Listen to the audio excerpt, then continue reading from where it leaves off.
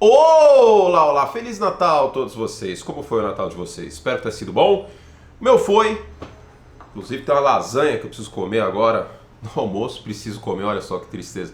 Que é o famoso Restot Donté, né? Que são o que sobra do almoço de Natal, da ceia, etc. Bom, vamos lá então, falando em Natal, falar sobre os jogos de Natal da NFL. Dois jogos, os dois não foram competitivos, o segundo Ravens e Texans bem menos. E sobre esse segundo jogo eu falo para os membros Like Plus. Então, se você ainda não é membro, olha que boa oportunidade, se deixe presente de Natal, clica aqui embaixo em Join e vamos conosco, tá bom? Aqui eu vou falar de Kansas City, eu vou falar um pouquinho de Pittsburgh no final do vídeo, fique com a gente. É um pouquinho só porque eu vou acabar me repetindo, porque é a mesma análise que eu estou fazendo faz 3 semanas, pelo menos, né, sobre Russell Wilson, mas também sobre o ataque de Pittsburgh. Vou falar antes do Kansas City Chiefs, talvez tenha sido o melhor jogo do Patrick Mahomes na temporada, e um jogo em semana curta, jogaram no sábado e agora na quarta-feira, e um jogo que o Mahomes teoricamente não estava 100% saudável.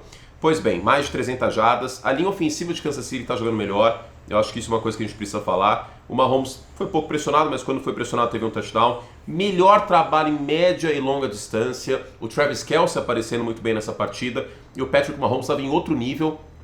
Quer dizer, em outro nível, não, ele sempre está em outro nível, mas em relação ao que a gente viu em alguns jogos dessa temporada, em outro nível em relação aí à parte mental, pós-snap, arriscando um pouquinho mais. O jogo foi 29-30, Kansas City ainda não rompeu a marca, né, a barreira de 30 pontos, mas eu acho que foi um jogo muito sólido, e lembrando, em semana curta, fora de casa, no Acrisure Stadium, contra um time que há 2 semanas era líder de divisão e que ainda pode, queira ou não, ganhar a AFC Norte, e uma grande defesa, a defesa dos Steelers. Eu acho que isso não pode ser aí jogado fora. Claro que essa defesa sofreu nas últimas semanas contra a primeira prateleira da AFC e da NFC, contra os Eagles, mas de qualquer forma não é fácil fazer o que Kansas City fez. Eu acho que tem muito mérito aí do ataque dos Chiefs, do Mahomes, e também do corpo de recebedores, que foi um pouco melhor nessa partida. O destaque para os tight ends, especialmente o Kelce. Foi um jogo mais físico de Kansas City, mas não só. Foi um jogo mais explosivo de Kansas City em primeira e segunda descida. Isso foi fundamental para o fluxo da partida. Kansas City colocou 13-0 no placar, teve um ponto extra errado do Butker, mas colocou 13-0 no placar, e aí o jogo foi caminhando em velocidade aí de cruzeiro para os Chiefs. Interessante a gente notar que em terceira descida os Chiefs não foram tão bem nessa partida, né? E é um dos melhores times da NFL em terceira descida, mas nessa participação aí no Acrisure Stadium não foram 3 de 10. O que ajudou, como eu falei, foi o desempenho em primeira e segunda descida. Em jardas por jogada o time foi muito melhor. O que isso tudo significa? As últimas 2 partidas dos Chiefs contra os Texans e contra os Steelers, são 2 times que, queiram ou não, estão mais na parte de cima da AFC do que na de baixo. A gente pode falar coisas que são problema em Houston. Eu acho que o CJ Stroud não está fazendo uma boa temporada. Pode falar coisas também sobre o ataque de Pittsburgh, mas é inegável que não são bêbado na ladeira. A gente não está falando que Kansas City amassou o Jacksonville Jaguars. Kansas City jogou muito bem no sábado contra Houston e na quarta-feira contra Pittsburgh, e agora num jogo fora de casa. Em dezembro, no final de dezembro, garantindo a folga. Vocês sabem que o meu palpite na Conferência Americana é o Buffalo Bills. Eu vou abrir meu coração aqui para vocês. Nada contra os Chiefs vencerem, até porque se vencerem, a gente vai estar presenciando história, porque nunca aconteceu um tricampeão na história do Super Bowl. A gente vai ver já um dos 5 maiores quarterbacks da história da NFL, o Patrick Mahomes, vencendo o Super Bowl pela 3ª vez consecutiva. Isso seria completamente histórico. Agora, se outras coisas acontecerem, também vai ser muito legal. Por exemplo, o Josh Allen, se ele vencer o MVP, e eu vou falar sobre o MVP no outro vídeo para os membros, se ele vencer o MVP e o Super Bowl, depois de ter perdido o Stephon Diggs, que era o mais talentoso dos seus wide receivers, vai ser bem interessante, porque existe toda aquela carga emocional, argumentativa de mas o Lamar e o Josh Allen pipocam nos playoffs. Tem que trabalhar na IOC essas pessoas, porque elas são viciadas em falar isso. Porque, pelo amor de Deus, quer dizer então que só porque teve 13 segundos o passe pro Tyreek Hill, ou o Lamar Jackson tem algumas partidas ruins em pós-temporada, aí tudo que os dois estão fazendo é uma bosta, para não falar outra palavra, não vale nada, e o que importa é que o Mahomes é o Mahomes. Calma aí também. Então, se o Allen ou o Lamar forem campeões, vai ser muito merecido, e aí pelo menos a gente vai ter um pouquinho menos dessa argumentação vazia e rasa. Então, tem essa história positiva. E o Lamar Jackson também seria, assim como o Josh Allen, uma história muito forte por conta disso tudo.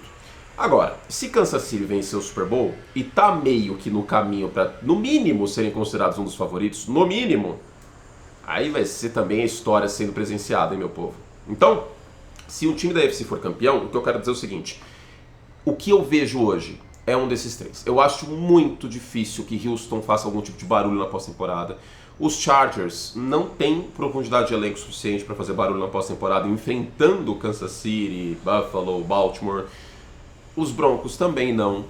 Os Bengals, pelo amor de Deus, acho que nem chegam lá, né? Ficou bem complicado para Denver aí perder a última partida e Cincinnati vencer as próximas duas, porque os Chiefs devem folgar todo mundo contra os Broncos na última semana, então isso facilita a vida de Denver e prejudica, queira ou não, por tabela, o Cincinnati Bengals. E aí o Pittsburgh Steelers obviamente vai entrar no mérito. Sobre Kansas City, tá saindo da jaula o monstro. Pronto, fechamos essa questão.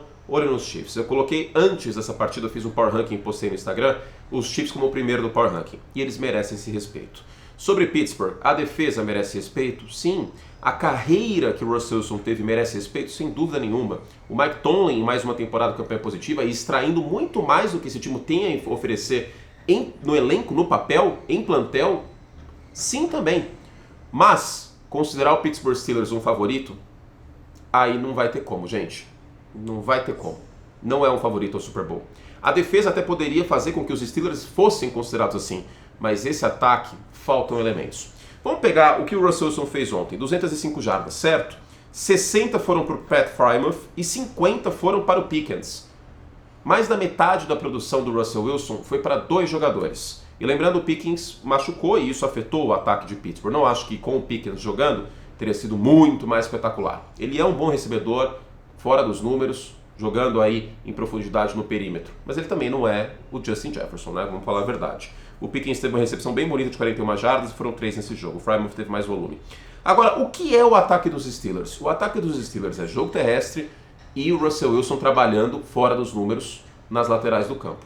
Fora dos números, ou seja, no perímetro, 12 de 20, 136 jardas. E aí no meio do campo a produção foi menor e veio aquela interceptação crucial. Mais uma vez um turnover do Russell Wilson atrapalhou o desempenho dos Pittsburgh Steelers. E atrapalha porque é uma campanha a menos para esse ataque que não tem capacidade de colocar 25, 30, 35 pontos com frequência. O jogo estava 3-0 e foi uma leitura terrível do Russell Wilson. Era um cover 3, o Justin Reed estava olhando para ele o tempo inteiro, um passe mais fraco que deveria inclusive, e a interceptação ficou fácil. Dali para frente ficou muito difícil para Pittsburgh tentar alguma coisa, era uma segunda para 14, veio a interceptação, e aí foram pontos cruciais deixados em campo no início da partida no primeiro tempo com 13-0 para os Chiefs. Os Steelers certamente não estão na mesma prateleira de Buffalo, de Baltimore e de Kansas City. Se tem um time, porém, que a gente pode imaginar vindo do White Card, e hoje a gente já projeta dessa forma, assim como eu vinha projetando nas últimas semanas, poderia até, quem sabe, num grande jogo fazer um estrago, talvez Pittsburgh, mas, gente, não tem elementos para isso. E não é só o Russell Wilson, também é o Russell Wilson e suas limitações como passador hoje, em 2025. 2025? Já é 2025. Mas não é só ele. Faltam elementos nesse ataque, a linha ofensiva não é boa. O jogo terrestre já teve jogos ruins nas últimas partidas aí. Nesse jogo não foi problema, mas em outras partidas e tudo mais. Certo? Olha em Kansas City, hein? Acabou já a Taça Guanabara. Agora vai começar aí a Copa do Brasil mata-mata e eles aparecem. Taça Rio ou Taça Guanabara? A gente pode chamar a AFC de Taça Guanabara e a NFC de Taça Rio. Parabéns, Kansas City Chiefs, vencedor, campeão da Taça Guanabara, e joga em casa para disputar aí, para decidir o Campeonato Carioca, que é a AFC.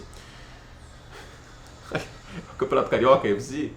Não fez sentido isso que eu falei. O Campeonato Carioca é o Super Bowl, no caso, né? E aí a Taça Rio é a NFC. Só que nesse caso, não pode os dois times ganhar. O que acontecia quando o mesmo time ganhava a Taça Rio e a Taça Guanabara? Ele já era campeão?